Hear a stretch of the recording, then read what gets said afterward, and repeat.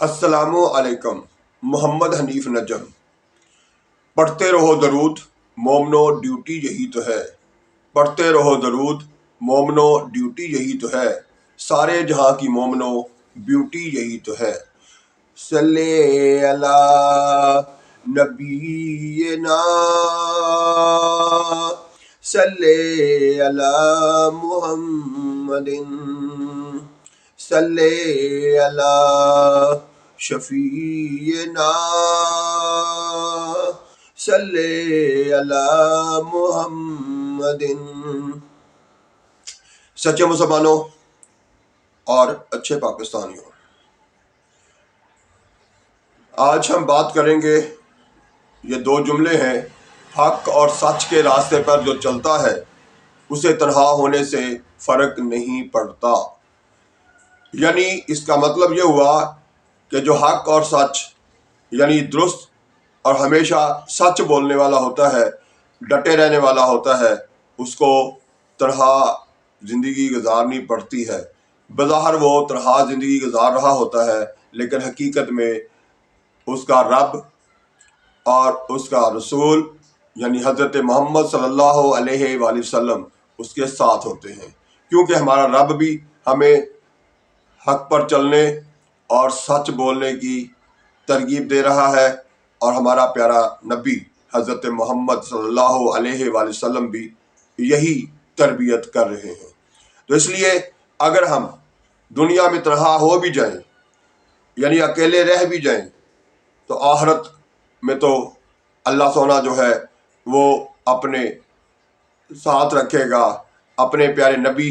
حضرت محمد صلی اللہ علیہ وآلہ وسلم تو خوش ہوں گے ہمارے سے۔ تو اس لیے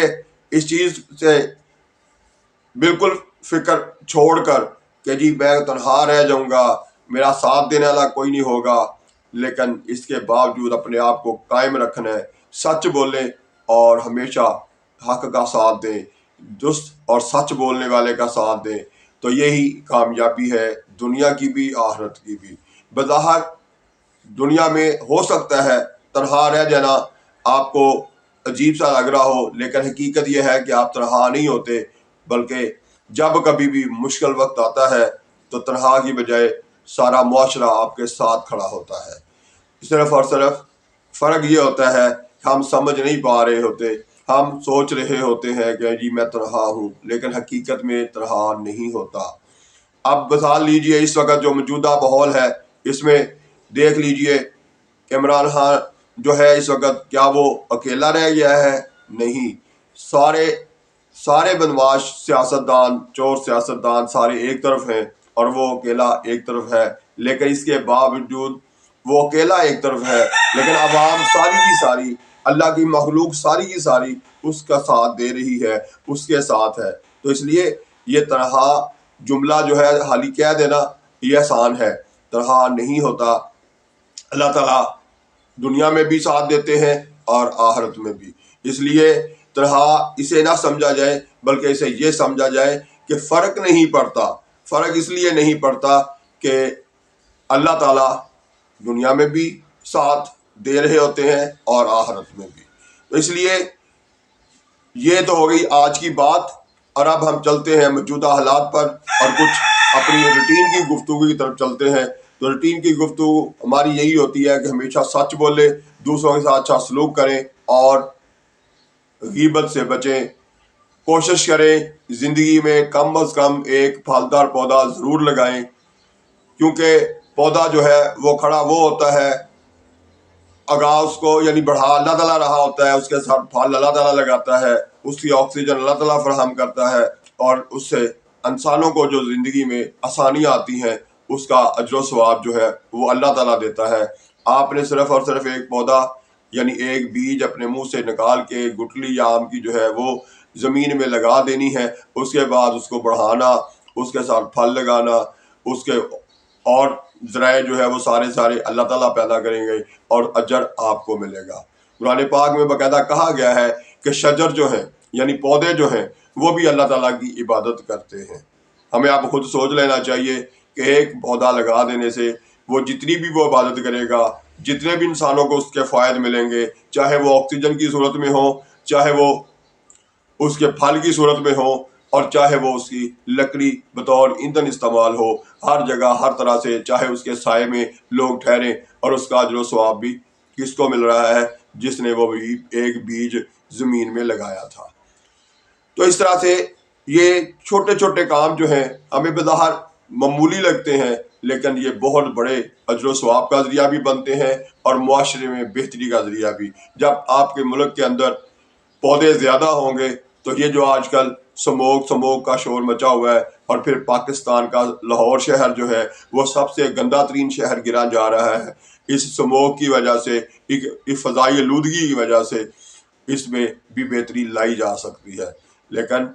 ہم یہ سمجھ گئے کہ یہ تو چھوٹا سا کام ہے، میرے ایک پودا لگانے سے کیا فرق پڑے گا، یا میرے ایک ایماندار ہونے سے کیا فرق پڑے گا، تو ایسا نہیں ہے۔ آپ اسے اپنے آپ کو تنہا سمجھنے کی بجائے یہ سمجھیں کہ آپ بارش کا پہلا قطرہ ہیں۔ آپ کو اچھا کام کرتے ہیں، جب اس کام کو نمایاں کرتے ہیں اور ساتھ دوسروں کو بھی شریک کرتے ہیں، تو یہی کام آہستہ آہستہ تعداد میں بڑھ جائے گا، اور یہ ایک چھوٹا سا کام بڑا سارا کام بن جائے گا، اور پورے ملک، اپنے معاشرے، اپنے شہر، اپنے خاندان کے لیے ایک مثال بن جائیں گے آپ۔ اس لیے اچھی عادتیں اپنائیے، دوسروں کی حوصلہ افزائی کیجیے، کسی کے خلاف بول کے غیبت کا مرتکب نہ ہو۔ تو یہ زندگی کے بہترین طریقے ہیں جن سے چل کے ہم آنے والا کل بھی اچھا کر سکتے ہیں، اور آج بھی۔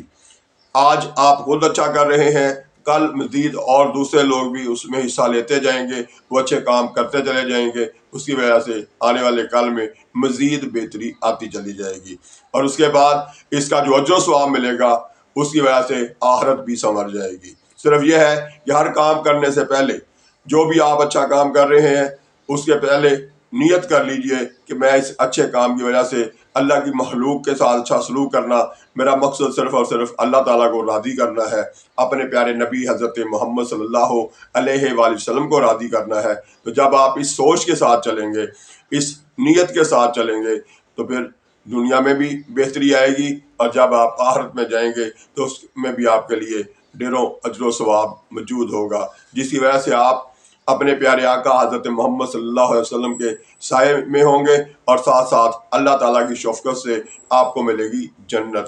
جس کے لیے سارا آپ کوشش کرتے ہیں، پوری محنت کرتے ہیں، اور جو مقصد ہے دنیا میں آنے کا، اپنے رب کو، اپنے پیارے نبی حضرت محمد صلی اللہ علیہ وسلم کو خوش کرنا، تو وہ خوش کرنے کا اجر و ثواب بھی ملے گا۔ تو میرے پاکستانیوں، ہمیشہ خود خوش رہیں، دوسروں کو خوش رکھیے، اپنے آس پاس کے لوگوں کا خیال رکھیں، اپنی زندگی میں آسانیاں لانے کی کوشش کریں، اور اس آسانیوں کو آگے تقسیم کرنے کی کوشش کریں۔ صرف وہ آسانیاں اپنے تک نہ رکھیں، بلکہ خود محنت کیجیے، پہلے اپنے آپ کو آسان کیجیے، پھر اپنے آس پاس کے لوگوں کا خیال رکھتے ہوئے ان کو بھی آسانیاں دیجیے۔ تو یہ ہے زندگی کا مقصد۔ اللہ تعالیٰ نے دنیا میں ہمیں بھیجا ہے اس لیے کہ وہ اس کی عبادت کریں۔ تو عبادت، 5 وقت کی نماز بھی پڑھیں، اور ساتھ ساتھ کوشش کریں کہ تہجد پڑھ کے جب رات کو مزیدار، آج کل سردیاں ہیں تو آپ مزے سے کمبل میں لیٹے ہوتے ہیں، اور اس میں سے جب نکلتے ہیں صرف اور صرف اس لیے کہ اللہ کو راضی کرنا ہے، اور پھر ٹھنڈے ٹھنڈے پانی سے وضو کرتے ہیں، تو آپ یقین جانیے، آپ سوچ بھی نہیں سکتے کہ ہمارا رب جو ہے وہ ہم سے کتنا خوش ہوتا ہے۔ اس کی خوشی کی انتہا دیکھیے، وہ فرشتوں کے سامنے کہتا ہے کہ دیکھو یہ میرا بندہ صرف اور صرف میری رضا کے لیے، مجھے خوش کرنے کے لیے اپنا گرم گرم لحاف جو ہے وہ چھوڑ کر ٹھنڈے ٹھنڈے پانی سے وضو کر کے میرے سامنے سجدہ سجود ہوتا ہے، میرے سامنے رکوع کر رہا ہے، میرے سامنے ہاتھ باندھ کے قیام میں کھڑا ہے، اور اب اس وقت التحیات پڑھ رہا ہے۔ تو خود سوچئے کہ جس مالک نے آپ کو بے بہا نعمتوں کے ساتھ اس دنیا میں بھیجا ہے، جب آپ اس کا شکر ادا کرتے ہیں،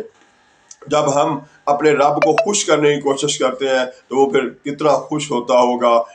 تو اسی طرح کوشش کریں تہجد کی نماز بھی پابندی سے پڑھیں، بلکہ ساری 5 کی 5 نمازیں جو ہیں وہ پابندی سے پڑھیں، تاکہ ہمیں اس کا اجر و ثواب جو ہے وہ بھی ملے، اور اپنے رب کو خوش کرنے کا موقع بھی میسر ہو۔ آئندہ ویڈیو تک کے لیے اللہ حافظ۔ پاکستان زندہ باد۔